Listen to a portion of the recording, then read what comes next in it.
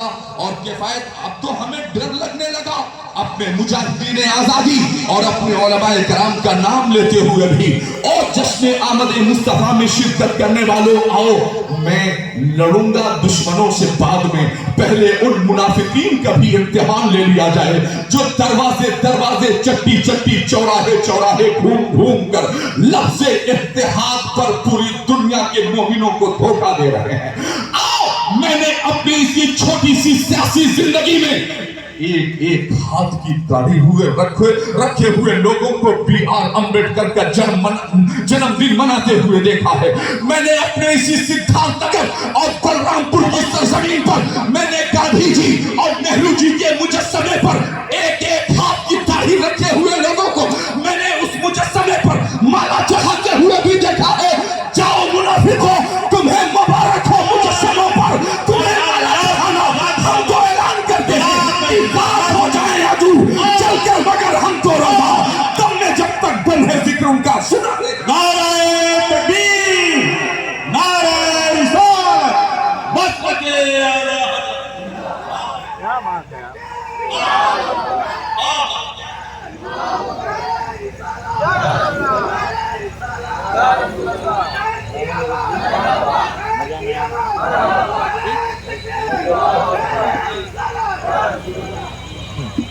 اور یہ جذبہ 10-5 سال کے لیے نہیں 2-4 سال کے لیے نہیں 150 سال کے لیے نہیں.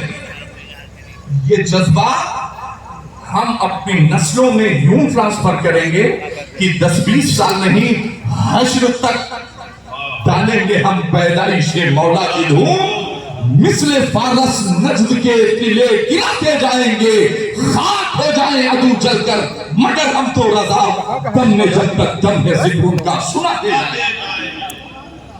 عجب اتفاق ہے کل کی تاریخ میں ڈومریا گنج میں میں نے کل اور آج 2 دنوں میں نے انالیسس کیا.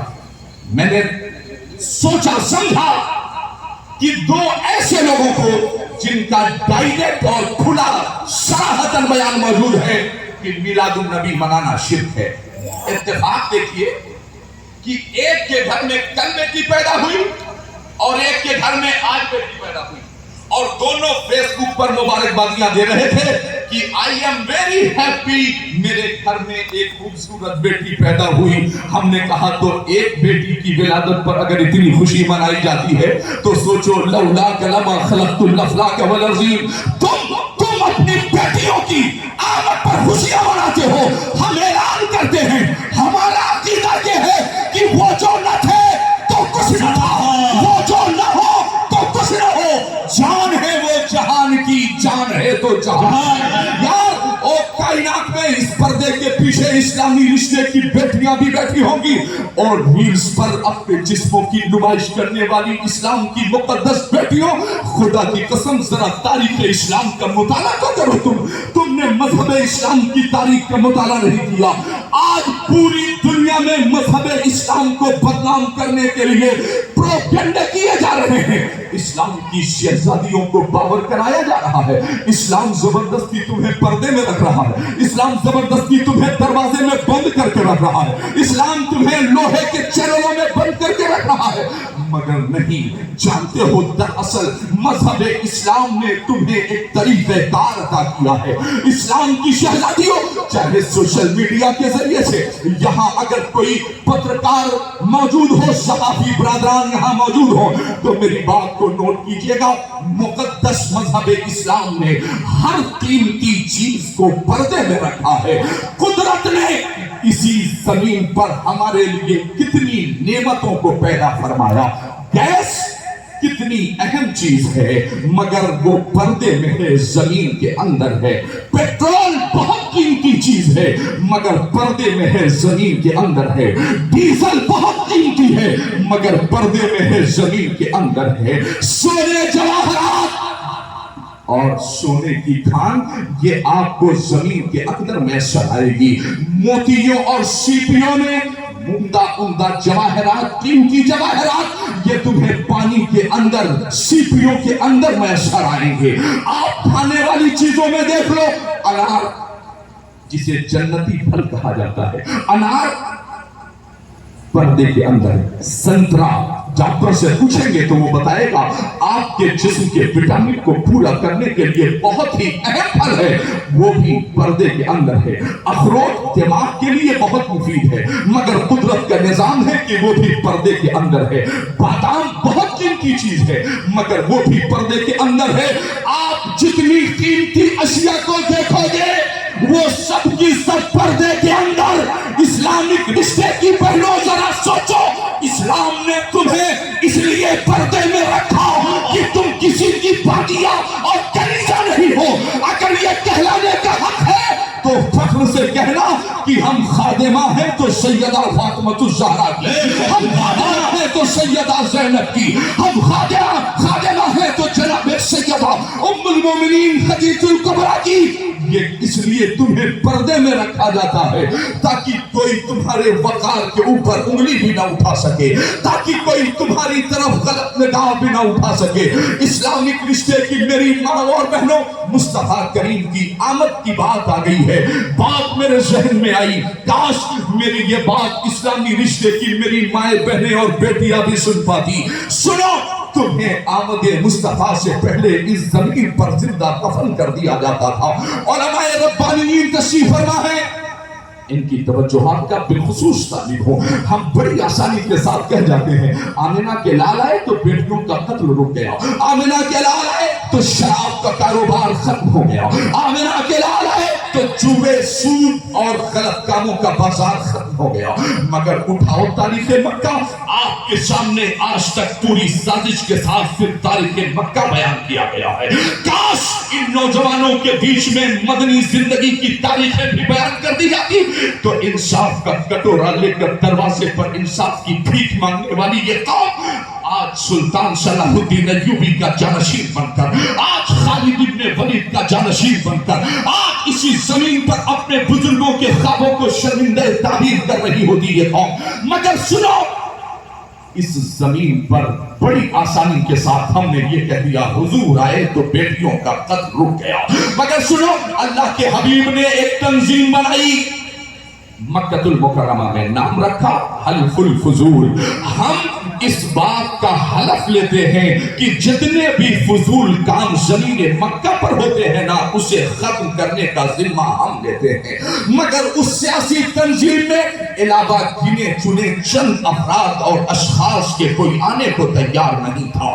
इसी जमीन पर एक अल्लाह की वहदानियत का ऐलान किया गया तो ताइफ के मैदान में सर पर पत्थर मारे गए हैं। आमिना के लाल के सर का खून आपके जूते मुबारक में नालैन शरीफ में आया है। 3 साल तक डिटेंशन सेंटर में आमिना के लाल को आपके असहाब और घर वालों के साथ रखा गया। कहा जिसे आप शेबे अबी तालिब कहते हो, उस दौर का डिटेंशन सेंटर है। 3 साल तक आमिना के लाल ने कैदोबंद की जिंदगी भी गुजारी है। मगर सोचो, आमिना के लाल ने ज़मीन मक्का पे कहा था शराब बंद, मगर पत्थरों से इस्तेमाल हो रहा था। आमिना के लाल ने कहा था कोई बेटियों को कत्ल न करे, मगर कोई सुनने वाला नहीं था। मगर जब ऐसा वक्त आया, इमामुल अंबिया हादी आज़म सल्लल्लाहु अलैहि वसल्लम ने हाथ उठाया और दुआ फरमाई, वजअली मिन लदुनका सुल्तान नसीरा।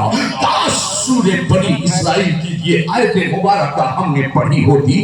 इमाम अहले सुन्नत मुजद्दिद दीन व मिल्लत की तफसीर उठा करके कुरान करीम का तर्जुमा और उसकी तफसीर उठा करके देखें। अल्लाह के हबीब ने फरमाया, मौला मैंने तेरी वहदानियत का, अपनी नबुव्वत का ऐलान किया, मगर दूसरे अपने खानदान के लोग ही पत्थरों से इस्तेमाल कर रहे हैं। ए रब्बे काबा, मुझे वो ताकत अता फरमा कि मैं तेरे दुश्मनों पर गालिब आ सकूं।